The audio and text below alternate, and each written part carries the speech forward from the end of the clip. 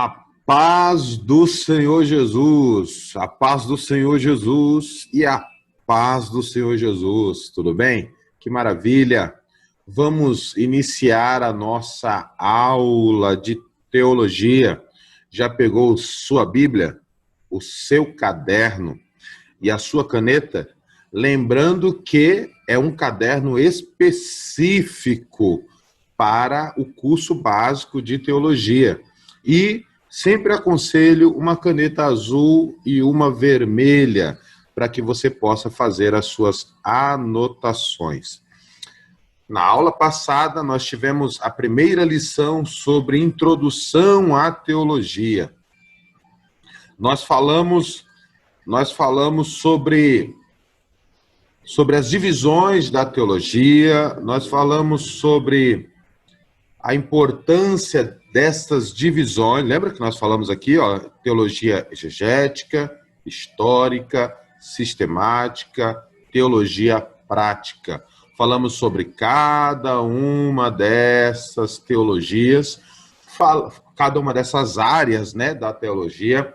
Falamos também sobre a revelação de Deus à humanidade, como Deus se revelou, que são duas principais formas de revelação de Deus, que é a revelação geral e a revelação especial, ou a revelação específica. Mencionamos sobre cada uma delas, falamos sobre a consciência, a natureza e a história de Israel, como Deus se revela através dessas três áreas dentro da revelação geral.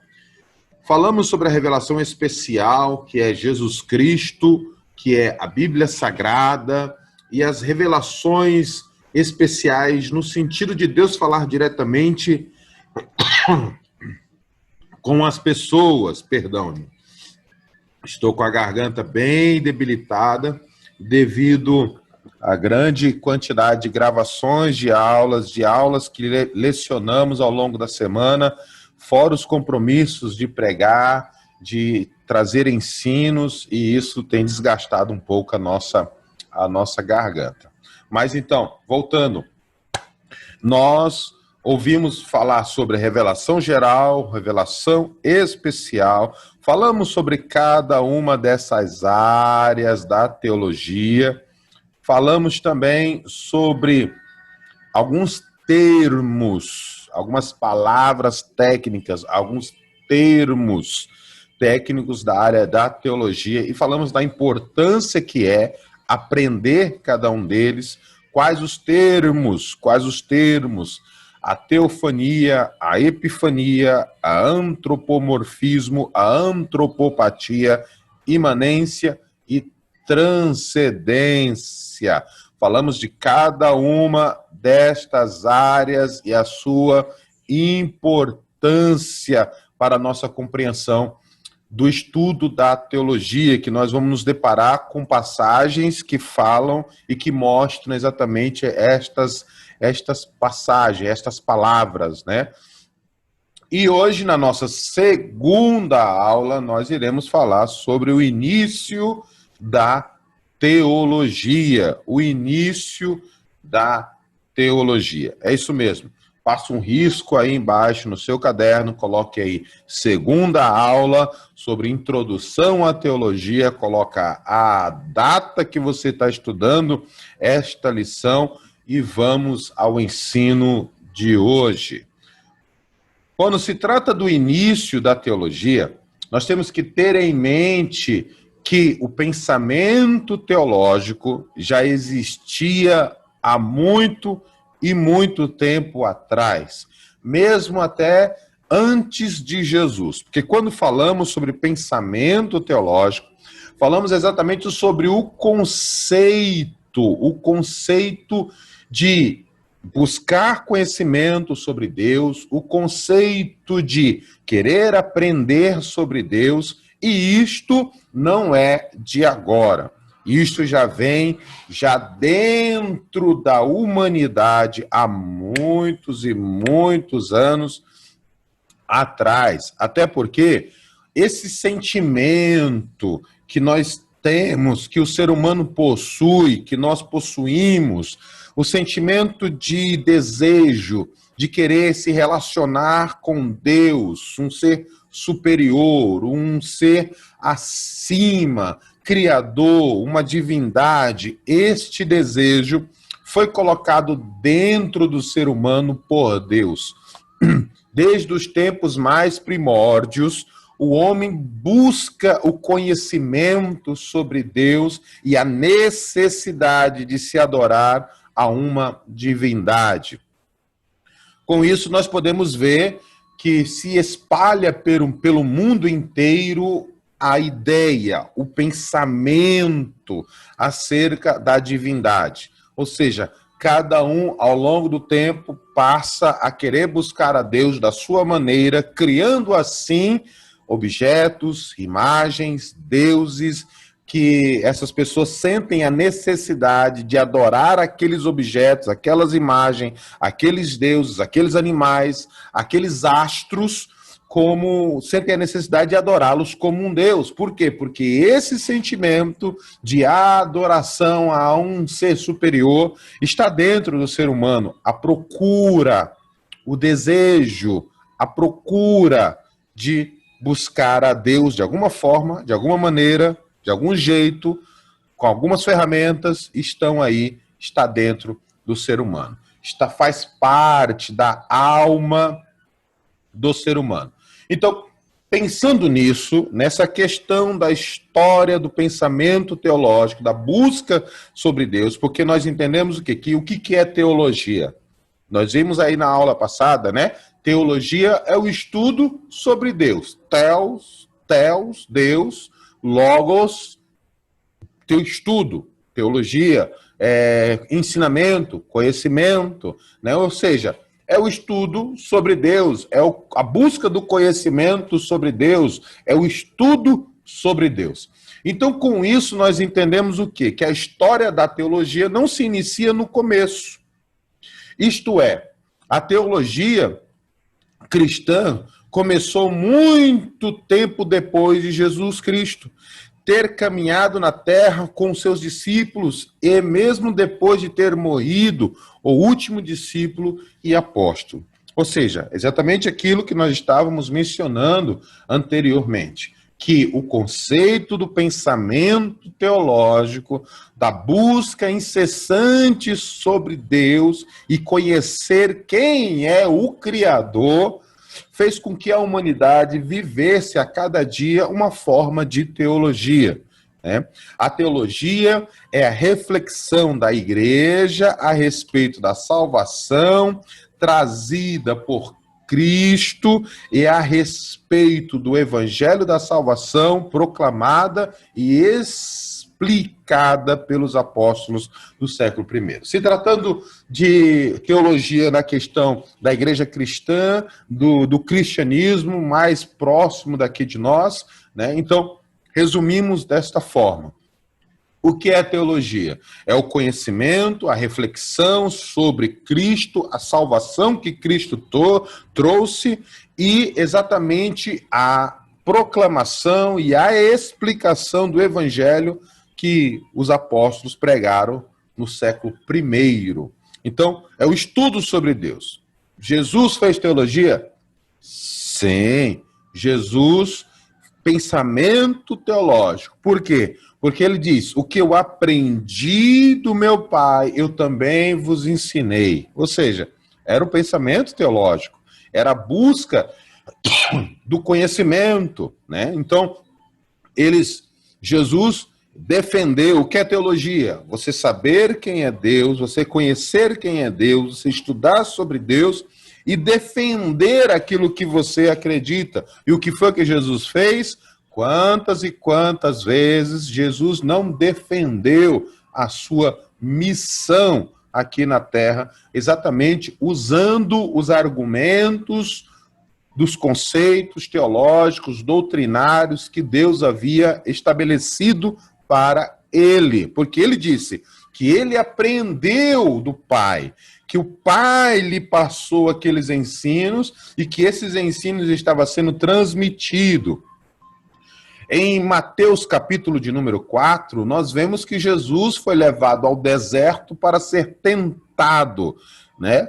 É bem verdade que o texto vai nos ser um pouco mais claro, nos fazendo entender o texto original, que Jesus foi para o deserto e lá foi tentado por Satanás. Tentado para querer fazer com que ele falhasse na sua missão, tentado para querer com que ele desistisse, abandonasse, parasse com a sua missão. Mas Jesus venceu a Satanás no deserto. Venceu como? Citando passagens do Antigo Testamento.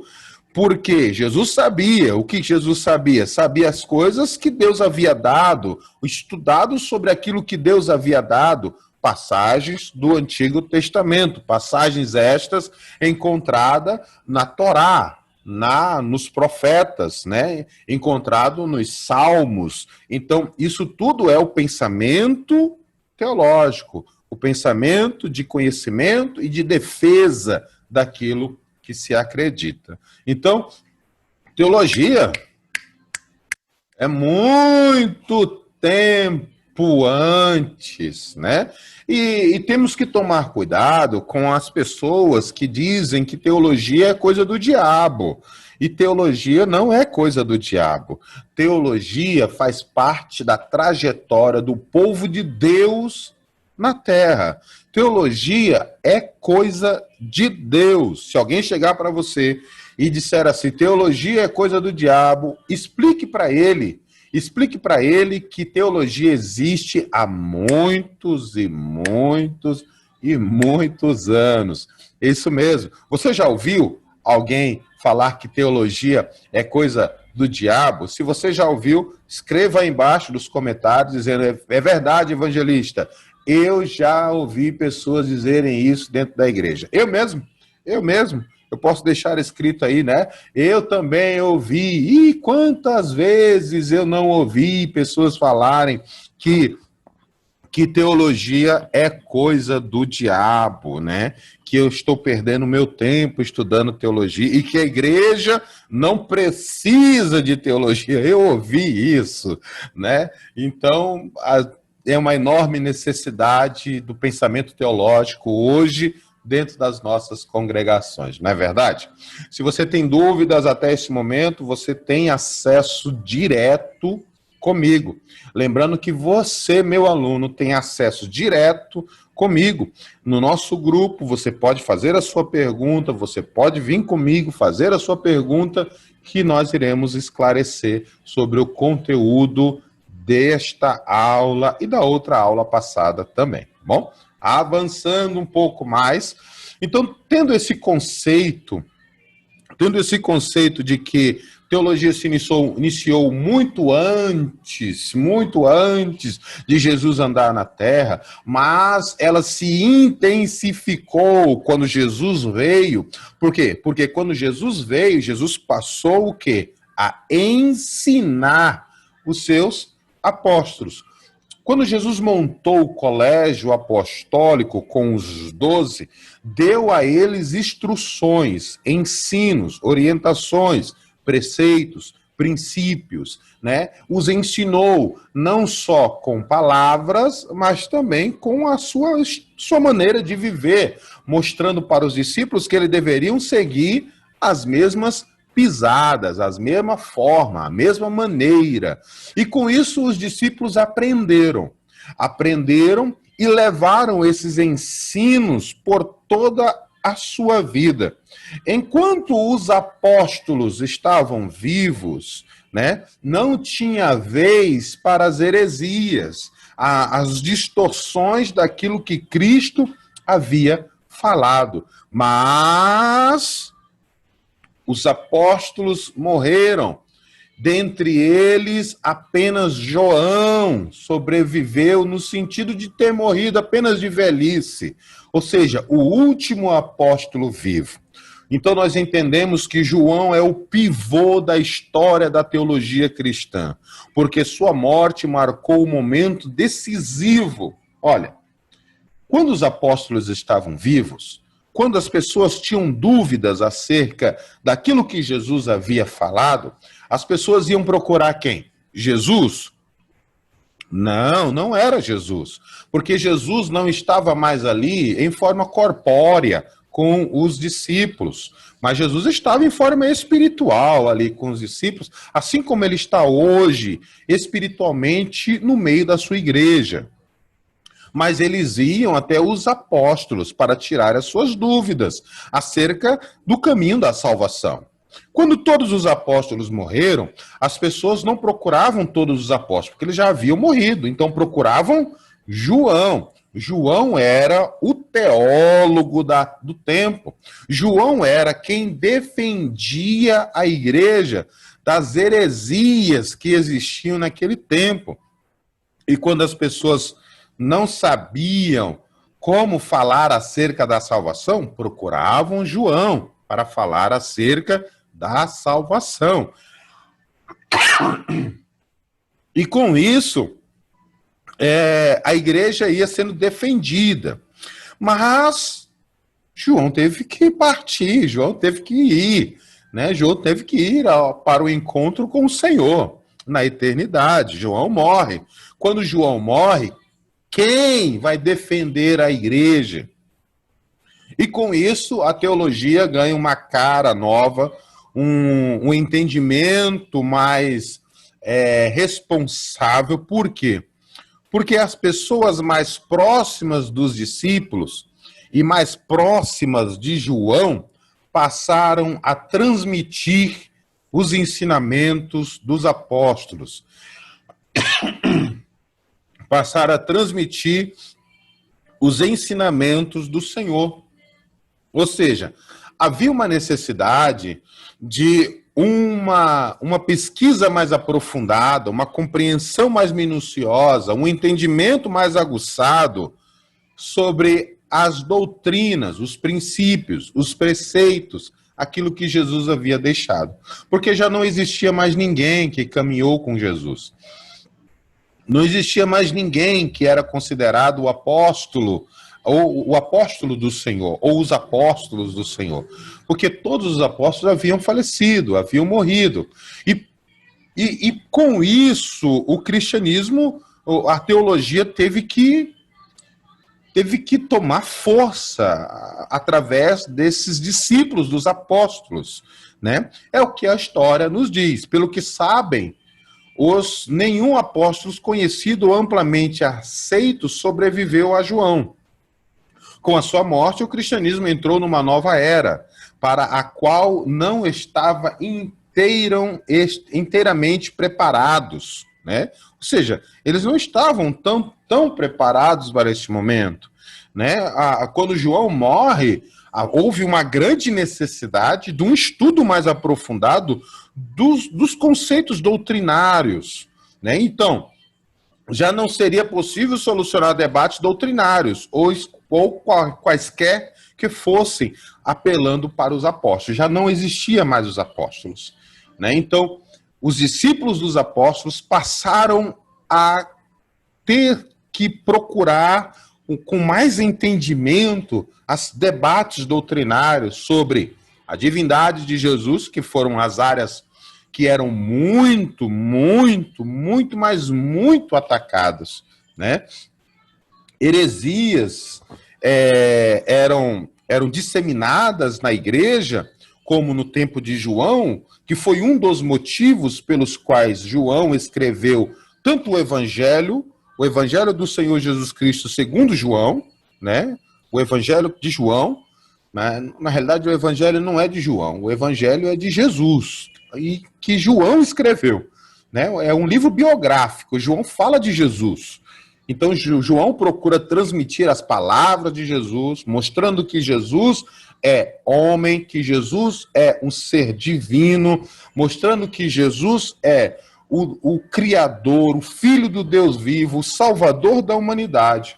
João também escreve a sua primeira, a sua segunda e a sua terceira carta, exatamente para defender a fé cristã.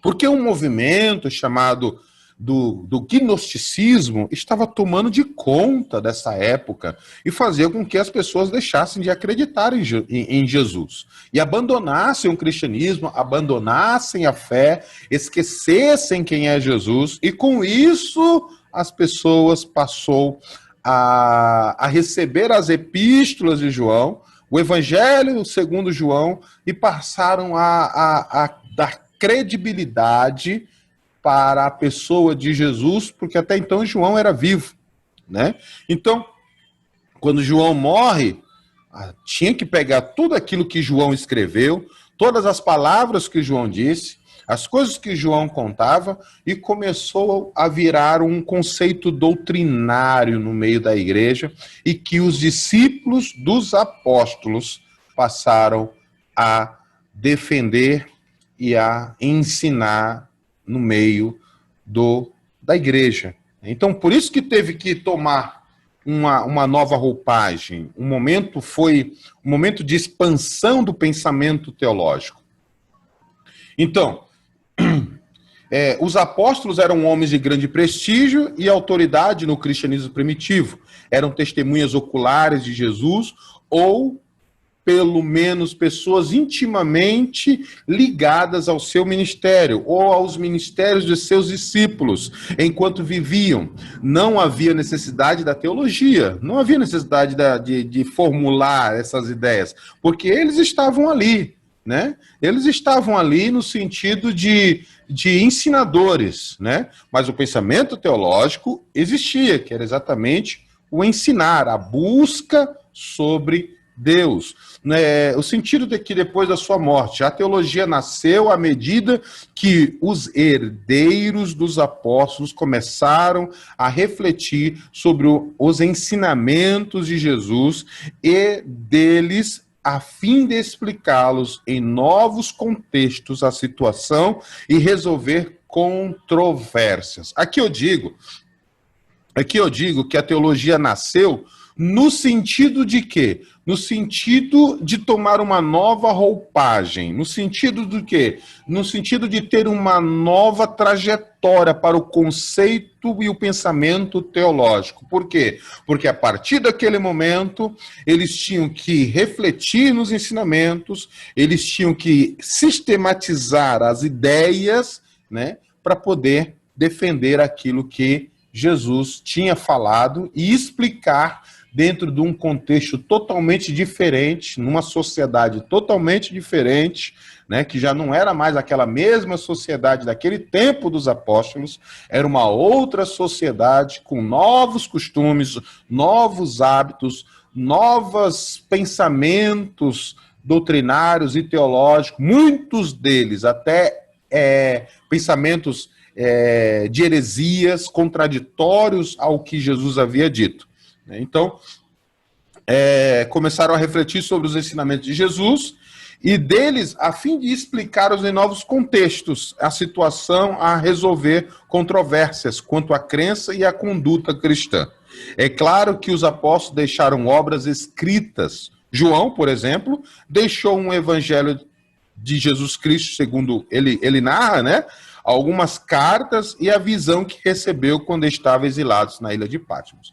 Assim como Paulo escreveu, assim como Tiago escreveu, assim como João escreveu, assim como Pedro escreveu, né? Assim como outras pessoas escreveram. Paulo, por exemplo, foi um dos maiores escritores do Novo Testamento. A maior parte do Novo Testamento, das epístolas pastorais, né? As epístolas trazem o conceito doutrinário, todo o pensamento do conceito doutrinário nós encontramos com o apóstolo Paulo.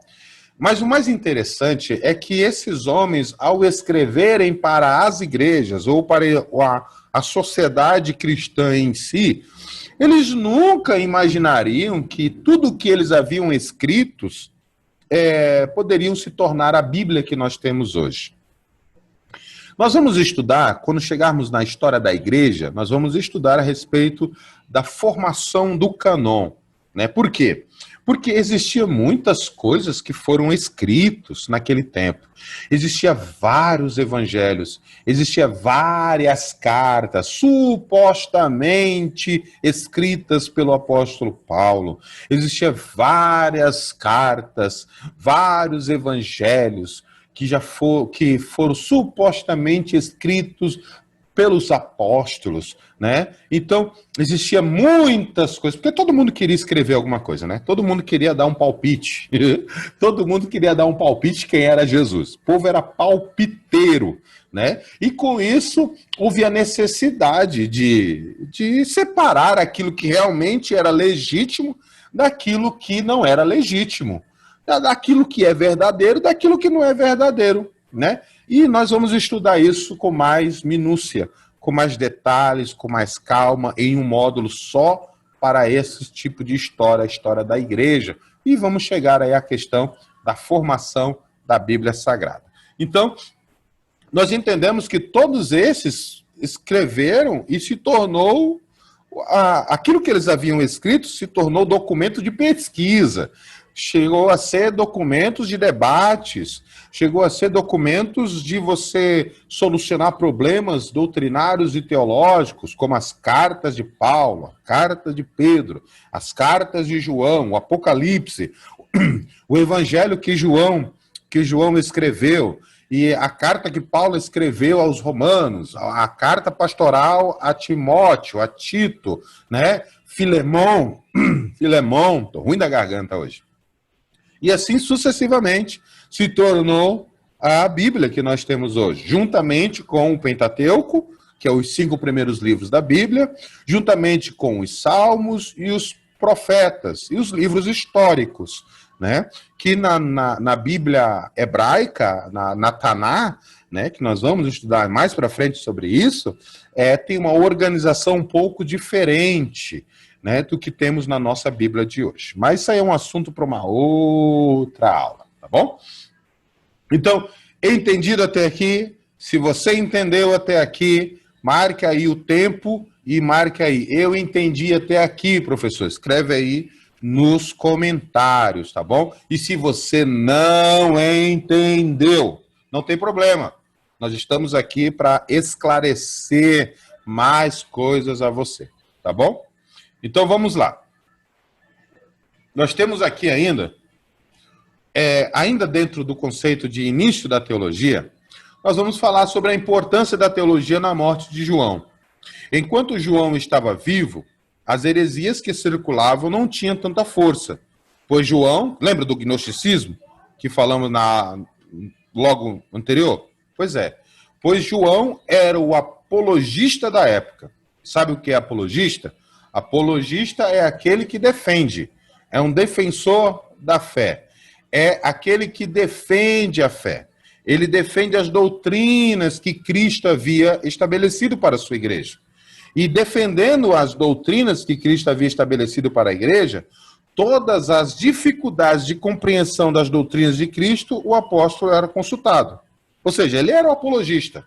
Nós falamos isso logo no slide anterior. Quais eram os movimentos heréticos da época? Quais eram? Falamos sobre o gnosticismo. Aqui está uma forma um pouco mais minuciosa. Diz que certa tradição do século II descreve o embate entre o discípulo João e um iminente mestre gnóstico de Éfeso por volta de 90 a.C., chamado de Cerinto, né? Chamado de Cerinto, aqui seria depois de Cristo, tá? Depois de Cristo. Seria aqui de Cerinto, né? Cerinto era o nome desse mestre gnóstico. Talvez tenha sido um dos primeiros mestres gnósticos e perturbadores, mestres gnósticos, arruma aqui, e perturbadores do cristianismo no final do século I, ou seja, Cerinto era um grande mestre, mas um mestre com muitas heresias, que eram chamados de gnosticismo. Conforme a tradição, João foi a um balneário, conta-se a tradição histórica conta que João foi a um balneário, público de Éfeso, com alguns dos seus discípulos, e, ao entrar, percebeu que Cerinto estava ali. Olha que relato interessante. Então saiu apressado de lá. João saiu apressado de lá, sem se banhar, exclamando: saiam, saiam depressa, para que ao menos o balneário não desabe sobre nós, pois Cerinto, o inimigo da verdade, ali se encontra. Podemos observar o quê? O repúdio que João possuía por causa das doutrinas de Cerinto, contra a verdade do cristianismo. Porque João conhecia quem era Jesus, João sabia que Jesus era o Filho de Deus, João sabia que Jesus era divino, era Deus, né? E Cerinto, com as suas doutrinas diabólicas, estava desmerecendo ou minimizando quem era Jesus. Então João tinha uma repúdia tão grande, que quando ele se encontrou num balneário onde as pessoas iam para se banhar, João, quando avistou Cerinto lá, João nem se banhou nem nada, pegou as coisas dele e saiu: corre, vamos sair daqui, porque vai que esse balneário vai desabar sobre as nossas cabeças. Aí eu imagino alguém perguntando: mas por que, João? E João diz: não, Cerinto, o inimigo da verdade está ali. Né? Ou seja, João tinha uma recusa muito grande de aceitar as coisas que Cerinto ensinava. Então, acredita-se que ele tenha sido um dos maiores opositores do cristianismo até o final do primeiro século. E, infelizmente, esse movimento do gnosticismo ainda existe até os dias de hoje, e a igreja ainda enfrenta, e algumas das igrejas até aderiram ao pensamento gnóstico, né? E alguns segmentos teológicos vão afirmar que Jesus não é Deus, né? Vão afirmar que não existe esse negócio de salvação pelo sangue de Jesus, salvação é pelo conhecimento, pelo aquilo que você conhece, e etc, e tal. Né? Então, este era o gnosticismo. A empatia de João pelo mestre gnóstico, Cerinto, perpetuou-se com os líderes cristãos nos séculos 2 e 3. Por quê? Quem foram os gnósticos? E por que João e os sucessores dos apóstolos da igreja primitiva consideravam-nos os principais inimigos da verdade? Por quê? O gnosticismo acreditavam ser a matéria, incluindo o corpo, uma prisão inerente, limitando ou até mesmo um obstáculo maligno para a boa alma ou o espírito do ser humano, e que o espírito essencialmente divino, ou seja, uma centelha de Deus, habitava no túmulo do corpo. Ou seja, para todos os gnósticos, a salvação significava alcançar um tipo especial de conhecimento, que é gnosis, né? Conhecimento. Gnósticos fala sobre gnose é conhecimento, né? Que não era geralmente conhecido pelos cristãos.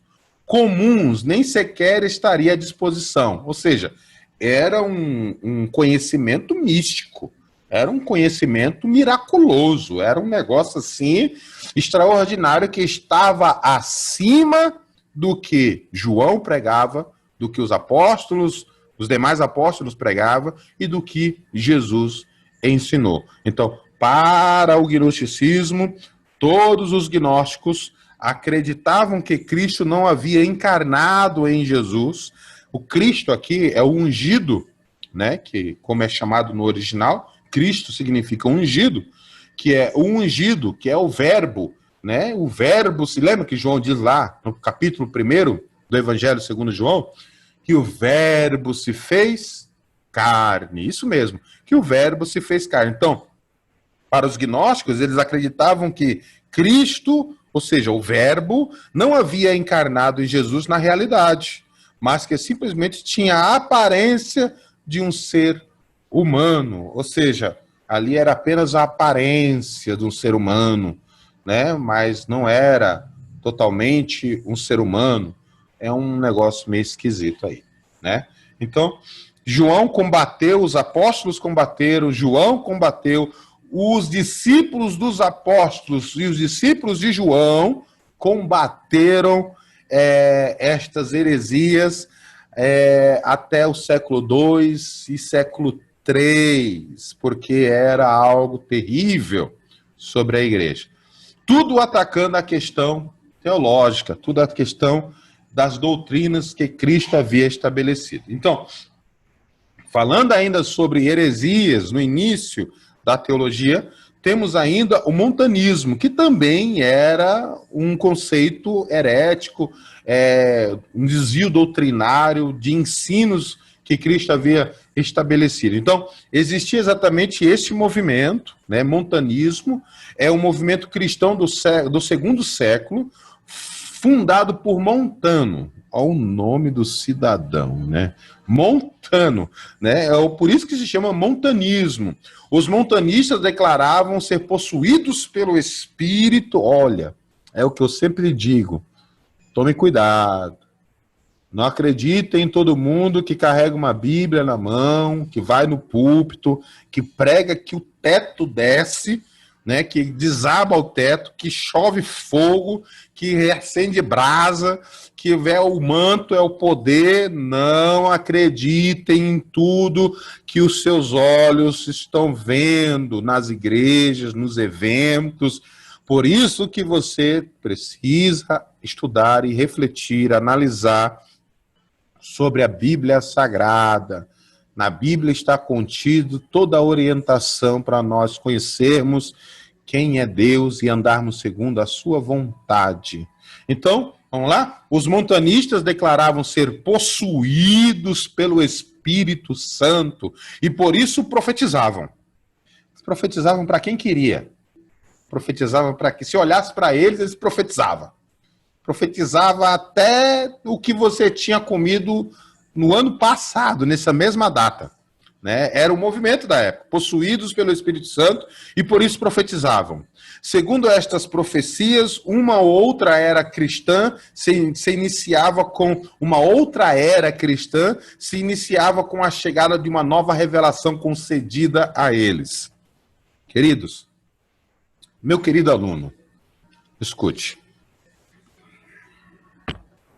Toda heresia, ou toda seita, todas as coisas esquisitas que surgem na nossa sociedade de hoje, geralmente surge através de uma profecia, de uma revelação, de uma visão, de algo que foi revelado. Então, nenhuma profecia bíblica, nenhuma profecia, melhor dizendo, pode contradizer a maior de todas as profecias, que é a Bíblia Sagrada. As palavras de Deus, dado à humanidade, a revelação de Deus, e é a Bíblia Sagrada. Queridos, nenhuma profecia pode superar isso aqui, ó. Nenhuma pode superar isso aqui, tá? Não existe profecia complementar. Não existe profecias que completam a Bíblia. Não existe profecia superior à Bíblia Sagrada. A Bíblia Sagrada é única e é suficiente. É a revelação suficiente de Deus para a nossa salvação. Então, segundo esse movimento, né, fundado por Montano, que é o montanismo, eles eram possuídos do Espírito Santo, por isso eles profetizavam, e eles profetizando isso, eles marcavam uma nova história para a igreja. Marcando uma nova história para a igreja, eles tinham que chegado a esta revelação superior. Era um movimento que surgiu na Frígia, na Ásia Menor romana, hoje que é a antiga Turquia, pelos anos de 170 depois de Cristo, havia duas mulheres, chamadas de Priscila e Maximila, né, que eram as portas-vozes proféticas, né, eram profetisas de Montano, né, Montano tinha as suas profetisas, né, vai ver no negócio. E dizia que o Espírito Santo falava através delas, né, proibia certos alimentos, exigia jejuns prolongados e não permitia o casamento de viúvas, como também negava o perdão de pecados graves aos novos convertidos, mesmo após o batismo, com confissão e arrependimento. Montano queria fundar uma nova ordem e reivindicar seu movimento como sendo um movimento especial na história da salvação. Ou seja, ele queria acabar com o cristianismo e montar a sua própria religião, se auto-intitulando o Salvador da humanidade, né?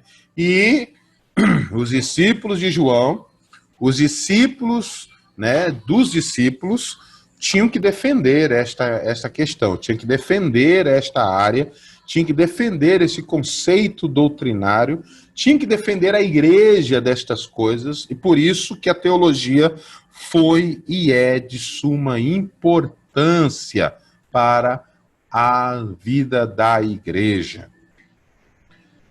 Quem era o filósofo pagão Celso? Também era um outro herege da época, que a teologia teve que funcionar, que as pessoas da época tiveram que ser apologistas, né? O mais famoso desses polêmicos opositores do cristianismo foi o filósofo pagão Celso, que por volta de 175 ou 180, escreveu um livro contra esta fé intitulada Verdadeira Doutrina, um discurso contra os cristãos.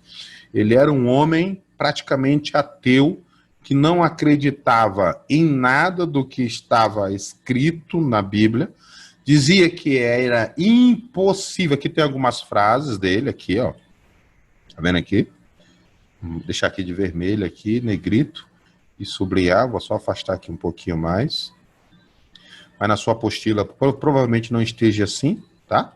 Mas aqui eu vou só destacar. Aqui são algumas frases, né? Aqui, ó, são algumas frases que ele disse, né? É impossível que Deus tenha descido à terra, pois, se o fizesse, teria de mudar sua natureza, né? Ou seja, para ele não acreditava que o Verbo se fez carne, que habitou entre nós, que, como João disse, né, vimos a sua glória como a glória do unigênito do Pai, cheio de graça e de verdade. Para o pagão Celso, um filósofo da época, até porque a filosofia grega na época exercia muita influência sobre o pensamento, até mesmo sobre o pensamento cristão da época. Tem muita coisa hoje em dia que é do pensamento grego, temos que tomar cuidado, por isso que você está estudando teologia, para que você saiba peneirar os tipos de pensamento que fluem no meio da igreja. O que ele mais dizia? Inculto e supersticioso, ou seja, o cristianismo era para pessoas incultas e pessoas que acreditavam em superstição, né? Ou seja, o que mais? Humanismo secular, ou seja, era uma forma de humanizar as coisas, de pensamento secular da sua época, né? Os cristãos enfrentaram o desafio apresentado por Celso, suas respostas a oponentes pagãos com Celso, que eram fanáticos, né? Eles intitulavam os cristianismo como fanáticos, os cristãos, com Montano e hereges, com os que os gnósticos deram origem à teologia cristã, no sentido de fortalecer ou intensificar a questão apologética, a questão da defesa, do conceito doutrinário de defender as doutrinas que Cristo havia estabelecido. Então, o gnosticismo, o montanismo, o filósofo pagão Celso, e entre outras, essas aqui só são as principais. Entre outras heresias da época, essas aqui foram a que mais deu trabalho para a igreja daquele tempo, foi a que mais deu trabalho para a igreja daquele tempo. Então vamos continuar aqui. Chegando até aqui, nós vamos agora ver a questão da importância da teologia na Reforma Protestante. Porque a teologia ela veio se intensificando, ela veio crescendo, ela veio criando e tomando forma ao longo do desenvolvimento da história da igreja, do desenvolvimento social também da época. Então a teologia ela vai criando os seus meios e vai tomando as suas formas.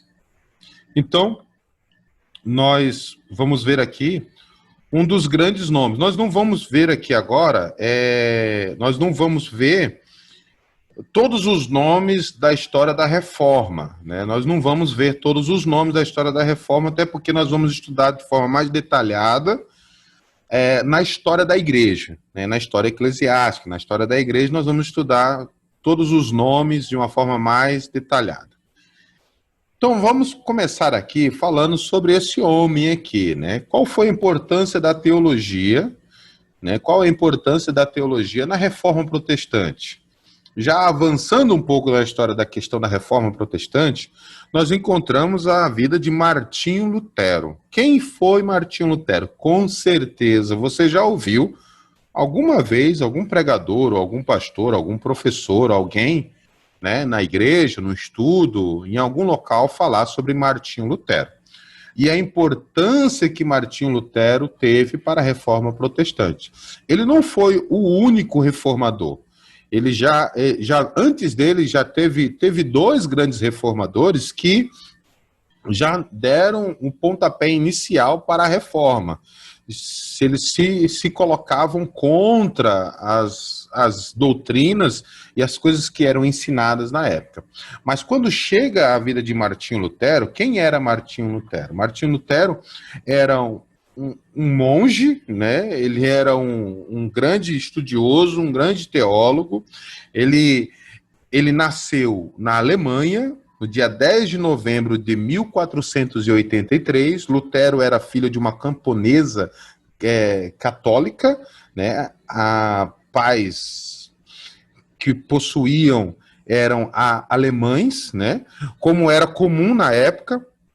Foi alvo de uma disciplina rígida, ou seja, a família de Martinho Lutero criou Martinho Lutero de uma forma muito rígida nas questões da igreja, muito rígida na questão da educação de Martinho Lutero, muito rígido. Martinho Lutero aprendeu, entre outras coisas, a orar aos santos, a realizar boas obras e reverenciar o Papa e a igreja. Olha, Martinho Lutero, ele era filósofo, ele era doutor, né? Pouco tempo após iniciar seus estudos de direito, Lutero resolveu tornar-se monge, né? E entrou no mosteiro agostiniano. A sua ordenação foi em 1507. Em seguida, deixou o mosteiro para ensinar filosofia moral na Universidade de Wittenberg. Obteve o título de doutor em teologia. Em 1513 a 1518, ensinou teologia bíblica na Universidade de Wittenberg, né? Após certa idade, Lutero começou a ser afligido por uma angústia que poderia ser sintetizada em uma pergunta. Qual era a pergunta que brotava no coração de Martinho Lutero? Se o coração da pessoa é governado pelo pecado, como pode esperar salvação de Deus? Ou seja, a área da filosofia, né? A filosofia é isso. A filosofia nos motiva e nos ensina a pensar. A filosofia é muito importante para a teologia, porque é a filosofia que vai nos ensinar a pensar, ao questionamento, né? Qual é o sentido da vida, por que estamos aqui, como o mundo foi criado, por que existimos, qual é o fim das coisas, né? Então, ou seja, é o pensamento filosófico. Então, o que Martinho Lutero começou a ficar perturbado com esse tipo de pensamento, com esse tipo de sentimento, né? Por causa do que havia aprendido, procurou resposta e paz através de boas obras. O Martinho, ele aprendeu o quê? Que tinha que fazer boas obras, né? Incluindo jejuns e autoflagelação. Contudo, o seu sentimento de incapacidade para sentir paz diante de Deus continuou, levando-o a portas do desespero. Martinho Lutero começou a entrar em desespero porque aquele sentimento de culpa nunca saía de dentro dele, mesmo ele fazendo jejuns, mesmo ele fazendo autoflagelação, mesmo ele fazendo boas obras, né?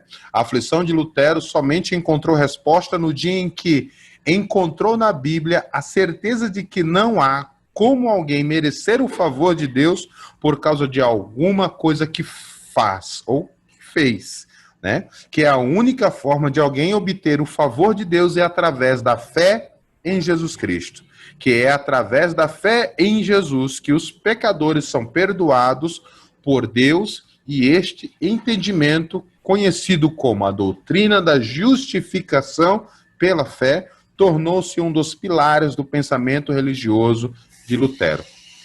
A biografia de Lutero vai nos dizer, a história de Martinho Lutero vai nos dizer que ele estava lendo a carta de Paulo aos Romanos, quando ele encontrou a expressão que Paulo usa dizendo, e o justo viverá da fé. Ou seja, Martinho Lutero começou a formular pensamentos contrários aos ensinos da Igreja Católica daquele período. Pensamentos estes que levaram Martinho Lutero a exatamente questionar as indulgências, questionar o excesso de pagamento pelos mortos, pagamentos para obter salvação. Foi aí que Martinho Lutero fixou lá as suas 95 teses, as suas 95 teses contra exatamente essas questões da igreja daquele tempo, da igreja católica daquele tempo, né, que fez com que foi o estopim para a reforma protestante. Quando Martinho Lutero fez isso, é interessante nós destacarmos o quê? Eu já ouvi algumas pessoas falar, nossa, mas Martinho Lutero foi muito antiético, não teve sabedoria, porque fixou as 95 teses, né? Fixou as 95 teses na porta ali da Igreja Romana, né? Na porta ali daquele castelo de Wittenberg, né? E ele não poderia ter feito isso. Eu já ouvi algumas pessoas falarem assim, mas às vezes as pessoas falam assim porque não têm o conhecimento da história. Aquele local que Martinho Lutero fixou as 95 teses era um local comum das pessoas fixarem ali os seus argumentos filosóficos e os seus questionamentos sobre a vida. Ou seja, os pensamentos teológicos, filosóficos, eram fixados naquela localidade, naquela porta ali, naquele local. Ou seja, não era um local estranho. Quando Martinho Lutero fixou, ou quando alguém fixava alguma coisa ali, as pessoas iam ler, iam querer saber qual que era o pensamento filosófico, até porque o pensamento filosófico estava em alta na época, né? E fazia com que as pessoas fossem atrás daqueles pensamentos filosóficos. Quando eles se depararam com as 95 teses de Martinho Lutero, aí o negócio pegou. Por quê? Porque a Igreja Católica da época queria satisfação de Martinho Lutero.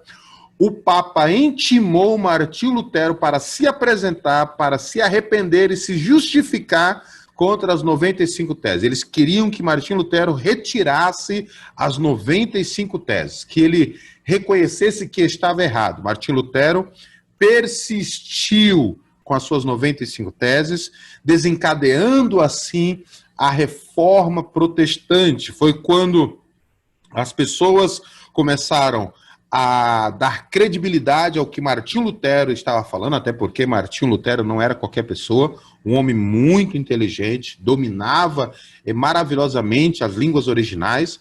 Isso fazia com que ele tivesse uma grande facilidade de traduzir a Bíblia, lhe deu a facilidade de traduzir a Bíblia para que as pessoas pudessem ter acesso. E esse pensamento cristão, essa teologia apologista de Martinho Lutero, fez com que a Igreja Romana fosse rachada ao meio, né, fazendo com que desencadeasse aí a reforma protestante, né? Então, logo depois de Martinho Lutero, surgiu uma grande personagem também, de grande influência até os nossos dias de hoje, chamado João Calvino. Foi ele, João Calvino, um grande mestre das Escrituras. Não podemos negar isso. Um grande exegeta, um grande intérprete, né, um grande biblista, um grande hebraísta, um homem que dominava a língua, os idiomas, as escrituras de uma forma maravilhosa. Ele foi quem organiza o pensamento protestante. Quem foi João Calvino? João Calvino nasceu em 1509, morreu em 1564, foi um teólogo, um líder religioso, escritor francês, foi o pai do calvinismo, né? Ele é o pai do calvinismo, né?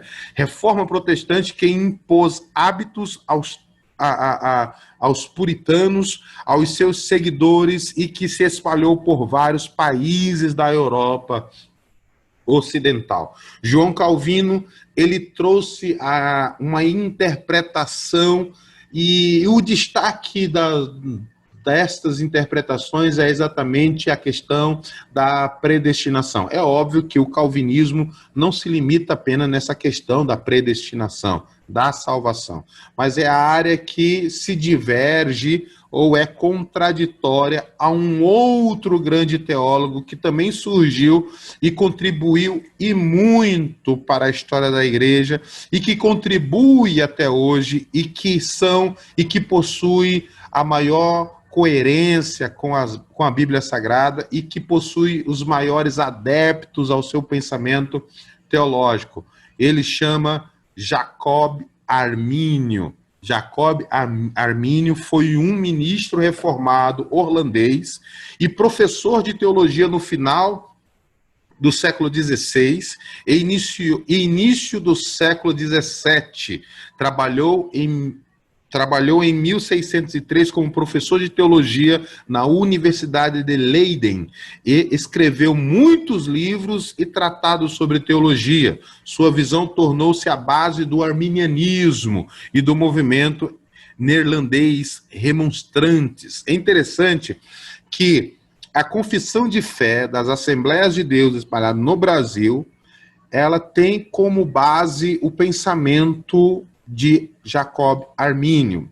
Eu já ouvi alguns teólogos falarem que a Assembleia de Deus não é arminiana. Eu acho um pensamento, uma frase um pouco esquisita esta, porque 98% da confissão de fé das Assembleias de Deus é baseada na sistematização da doutrina de Jacob Armínio, né? Então, quando nós lemos as confissões de fé, ou a confissão credo das Assembleias de Deus, nós vemos que inteiramente o pensamento e a sistematização, o pensamento teológico de Jacob Armínio. Por isso, eu gosto de afirmar que nós somos arminianos. Por que somos arminianos? Qual é o ponto de divergência, o maior ponto de divergência entre Calvino e Armínio? Era exatamente sobre a questão soteriológica, a questão da salvação. Por quê? Porque um acreditava na predestinação, que Deus havia escolhido uns para a salvação e outros para a perdição eterna. João Calvino acreditava que Deus tinha escolhido pessoas para irem para o céu e outras para irem para o inferno. Era o pensamento de João Calvino, né, que Deus havia escolhido pessoas dessa forma, pessoas assim. Ou seja, não importa se a pessoa tivesse tido até mesmo um encontro com Deus, tivesse recebido da sua graça, fosse iluminado, falasse em língua, fosse profetizasse, tivesse suas experiências espirituais no cristianismo, como servo de Jesus, mas se aquela pessoa não tivesse sido escolhida para ir para o céu, alguma coisa aconteceria e ela iria perder a sua salvação ou nunca foi salvo. Esse é o pensamento de João Calvino. Agora, o pensamento maior do Jacob Armínio era exatamente o conceito de livre-arbítrio, ou seja, o ser humano não é forçado a crer e nem a seguir a Jesus, podendo perseverar, podendo chegar até o fim, mas também podendo desistir da sua vida e da sua caminhada cristã. As Assembleias de Deus acreditam no livre-arbítrio. E com isso, nós entendemos que é o pensamento que mais tem coerência com a Bíblia Sagrada. Por quê? Porque Deus não obriga ninguém a amá-lo, até porque amor obrigado não é amor verdadeiro, né? Eu lembrei agora da Frozen, né? Amor verdadeiro. Amor verdadeiro, né? Então, Deus não obriga ninguém a amá-lo. Deus não obriga ninguém a estar na sua presença. Até porque Jesus disse, aquele que quiser vir após mim, né? Ou seja, quer, não quer, tudo bem. Agora, se você quer, mas então há uma condição para se servir a Jesus, há uma condição. Qual é a condição que Jesus impôs? Se você quiser me seguir, então negue-se a si mesmo, tome a sua cruz e siga-me. Este é o livre-arbítrio, você escolhe. Mas se você escolheu servir e seguir a Jesus, então tem que andar de acordo com as condições que ele estabeleceu. Avançando um pouco mais, nós, dentro das questões teológicas, nós temos aí a teologia sistemática, as doutrinas da teologia sistemática. O que é a sistemática? O que é a sistemática? É exatamente o quê? É o pensamento organizado sobre todo o conceito que já existe, conceito doutrinário. Doutrinas como a doutrina de Deus, a cristologia, a pneumatologia, antropologia, armartiologia, soteriologia, eclesiologia, angelologia e escatologia. É tantologia, né? Como eu já ouvi, Deus não precisa desse negócio de logia aqui conosco, não, né? Já ouvi algo semelhante a isso. Então, mas o que se trata da teologia sistemática? A teologia sistemática é exatamente a organização, sistemático, né? Aquilo que é organizado. Ou seja, quando nós estudamos teologia, temos a teologia sistemática, que é exatamente uma ferramenta que faça com que a gente pegue todo esse conhecimento que já foi organizado ao longo da história da igreja e a gente consiga estudar todas estas doutrinas de forma organizada para que a gente consiga ter um pensamento organizado sobre essas questões teológicas. Dentro da teologia, nós temos todas estas doutrinas, né, que é a doutrina de Deus, o estudo da pessoa de Jesus Cristo, né, cristologia, o estudo da pessoa do Espírito Santo, que é a pneumatologia, o estudo do homem, que é antropologia, antro é homem, né, logia é estudo. Então temos o estudo sobre o pecado, ou o estudo do pecado, que é a amartiologia, o estudo da salvação, que é a soteriologia. É exatamente nesta área aqui, da salvação, que se diverge muito do calvinismo, né? Um acredita no livre-arbítrio e outro acredita que Deus predestinou uns para o céu e outros para o inferno, né? Então temos ainda o estudo dos anjos, que nós chamamos de angelologia, que nós vamos estudar sobre os anjos. Anjos também podem ser os demônios, que são anjos caídos. Nós temos que estudar sobre o inimigo das nossas almas, até porque as questões das guerras vai nos ensinar o quê? Que para você enfrentar o seu inimigo, você precisa conhecê-lo, conhecer quais são as suas estratégias, quais são as suas armas e como nós podemos combatê-lo. Então, para isso, nós precisamos estudar sobre anjos, os anjos de Deus, e sobre os anjos caídos, que é exatamente a angelologia, que é o estudo dos anjos. E a escatologia, tão famosa escatologia, nós vamos estudar. O que é? É o estudo das últimas coisas. Dentro da área da teologia, nós temos todos esses itens que nós, ao longo do tempo, nós vamos estudando. Teologia sistemática é o estudo sistematizado, organizado da revelação especial de Deus. Ou seja, tudo, lembra lá da revelação especial de Deus? Tudo aquilo que Deus se revelou, tudo aquilo que Deus se deixou que o homem soubesse de si mesmo. Tudo aquilo que o homem aprendeu da parte de Deus, que foi colocado ali no papel, no pergaminho, no papiro, nas pedras, tudo aquilo que foi guardado, tudo aquilo que foi armazenado, tudo aquilo que foi conservado ao longo da história, a teologia sistemática faz com que pegue tudo isto daí, que é a revelação especial de Deus, e coloque estas coisas de forma organizada, até porque nós precisamos compreender de forma organizada o que é a salvação, o que é a doutrina do Espírito Santo, quem é o Espírito Santo. Precisamos estudar de forma organizada. O que é o estudo sobre o pecado? Precisamos estudar de forma organizada. Então, a teologia sistemática, ela vem exatamente para isso, para trazer organização para o nosso entendimento. As doutrinas que foram sistematizadas ao longo da história é a reflexão interpretativa e sistematizada da palavra. É uma ciência normativa que busca a sistematização das doutrinas cristãs. O que é a teologia sistemática? Tudo isso aqui que nós estamos falando. É o compromisso com Deus e com a sua verdade revelada. Quando eu estudo a teologia sistemática, eu tenho um compromisso com a verdade que um dia foi revelada. Até porque conhecereis a verdade e, exatamente, a verdade vos libertará. Então, eu passo a ter uma responsabilidade muito grande quando eu passo a conhecer a verdade, né?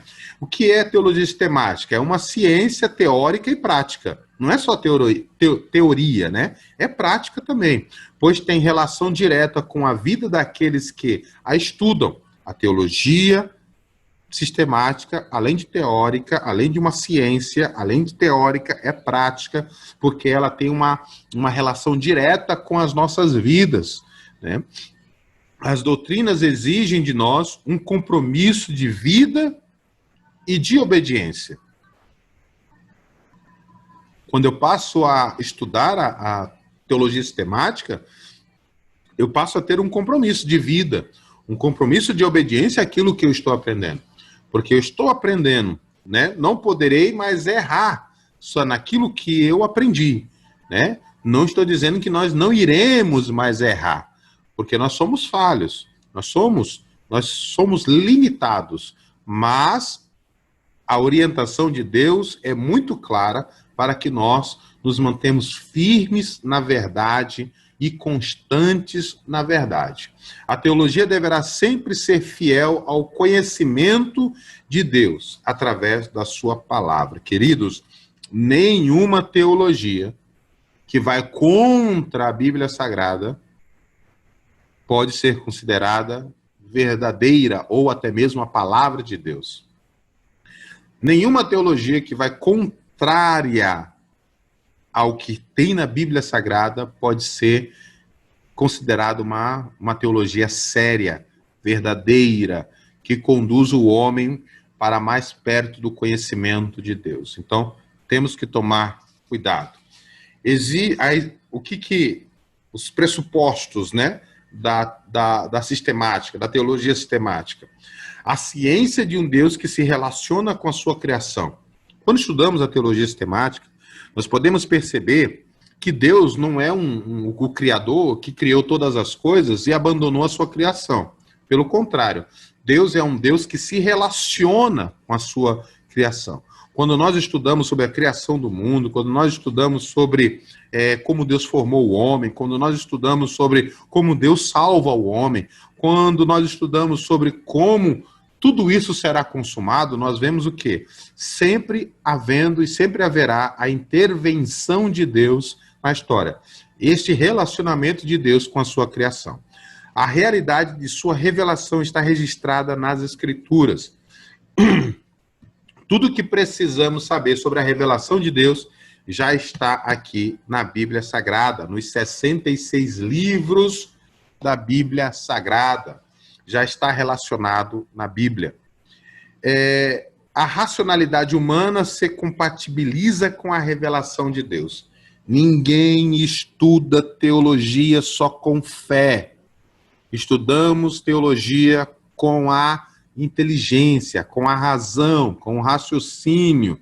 Por isso que a racionalidade humana, o raciocínio humano está em parceria, está entronizado com a revelação de Deus nas Escrituras. Ninguém estuda teologia só com fé. Estudamos teologia também com a razão, que é uma ciência. A capacidade espiritual do homem de compreender a revelação é através da fé. Fé e razão podem andar juntas, nos trazendo um esclarecimento da palavra de Deus, como diz Salmos, no livro de Salmos, Salmo 119, verso 18, e primeira carta de Paulo à igreja de Corinto, no capítulo 2, do versículo 14 ao 15. A capacidade espiritual do homem de compreender a revelação é através da fé.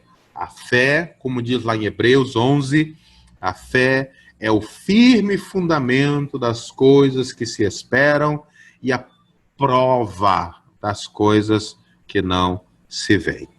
Então, esses são os pressupostos da teologia. E, por enquanto, esta foi a nossa segunda aula de teologia, da introdução à teologia. Que Deus te abençoe, ficamos por aqui e lhe vejo no próxima aula. Não falte na próxima aula, esteja com o seu caderno, a sua Bíblia, as suas canetas, façam as suas anotações, façam as suas perguntas, estou disponível no grupo para tirar as suas dúvidas. Não é porque você está assistindo a aula gravada que você não pode ter acesso para tirar as suas dúvidas. Pelo contrário, a única coisa que muda é que você está assistindo uma aula gravada. Mas as suas perguntas você pode enviar lá no grupo ou no particular comigo, que eu vou esclarecer as suas dúvidas. À medida que elas forem surgindo, nós vamos trazendo respostas às suas perguntas, tá bom? Então, ficamos por aqui, que Deus te abençoe, nos vemos na próxima aula, não percam, que Deus abençoe, até mais, a paz do Senhor Jesus.